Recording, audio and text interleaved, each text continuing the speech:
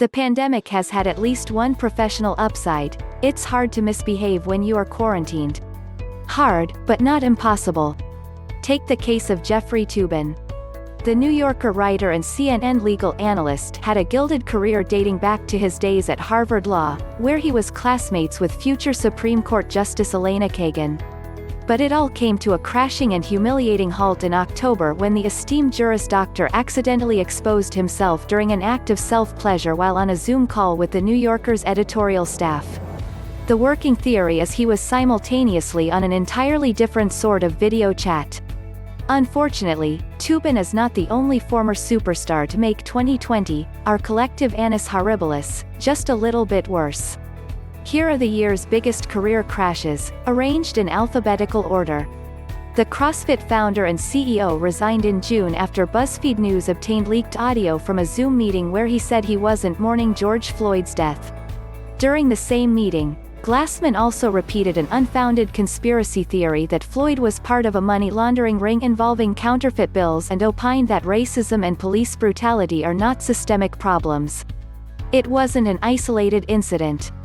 That same week, Glassman had made light of Floyd's death in a tweet, causing some athletes like Rich, the fittest man on earth, Froning and 2016 CrossFit champion Noah Ohlsen to cut ties with the company. Glassman quickly apologized, saying, "It was a mistake, not racist but a mistake." But it didn't end there.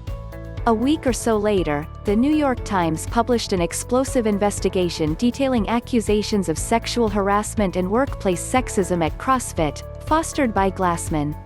Through company spokespeople, Glassman denied such conduct.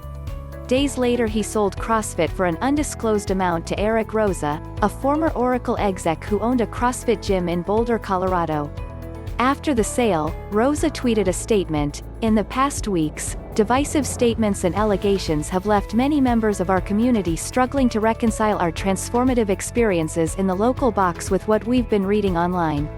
My view is simple: racism and sexism are abhorrent and will not be tolerated in CrossFit."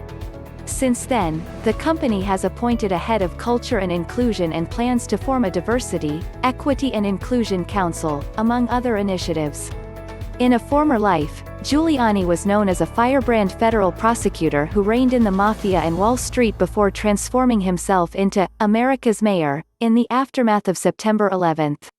But in his latest incarnation as President Donald Trump's personal attorney, he has suffered a seemingly unending string of mishaps, both large and small. In September, the Treasury Department sanctioned Ukrainian Andriy Derkach for his efforts to influence the 2020 U.S. presidential election.